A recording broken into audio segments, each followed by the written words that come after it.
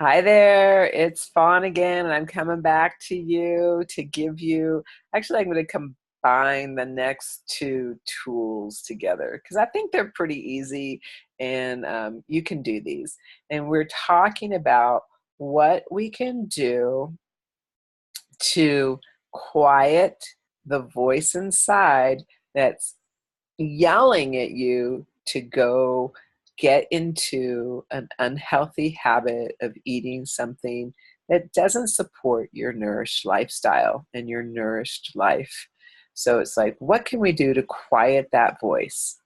We talked about getting in touch, whether that voice is yours from a childlike self or if it's actually somebody else's.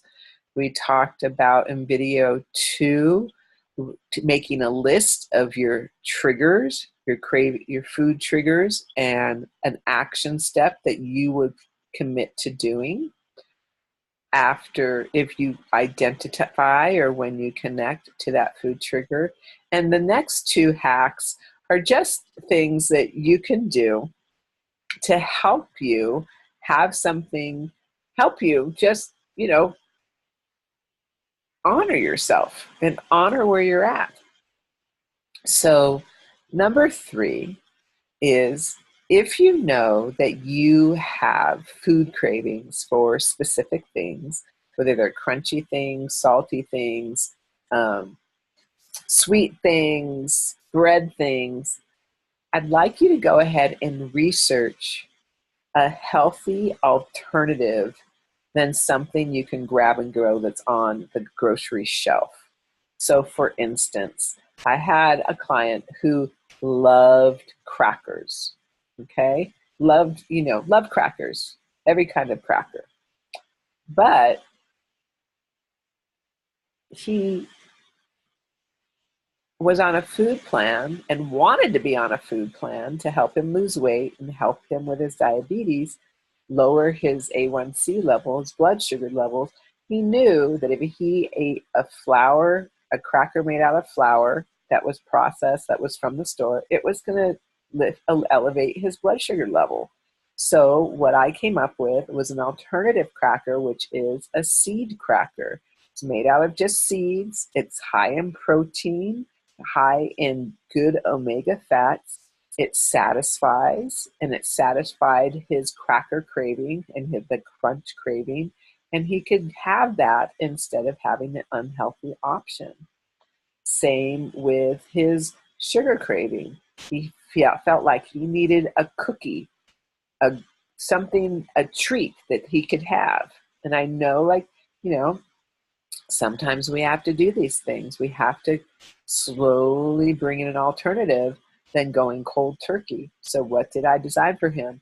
There's almond butter cookies that are made with no flour, and we made them with maple syrup, organic maple syrup instead of sugar, and some dried fruit. And he had his own healthy cookie, something that he could have when he felt he needed to have a treat. Still healthy, guilt-free, a guiltless treat is something that would satisfy him. So I'd like you to research your healthy food options. Notice what you can make for yourself that would satisfy that craving for the sugar, the salty, the bread, the sweet, whatever it is, but is a healthy alternative. Okay? And then let's go on to the next step, the next tool, number 4. And that is one of the triggers that people have are the holidays. We've gone through a lot. We're pretty much on the tail end of our holiday season. Thank goodness. But there's one coming up in a couple days, and that is Easter. And how many of you connect to having an Easter basket filled with sugary treats? Anybody? If you connect to that, and if you feel being on an alternative healthy lifestyle food plan is going to ruin your, um, you're going to feel deprived, then don't deprive yourself. Go out and make your own healthy alternative Easter basket for you.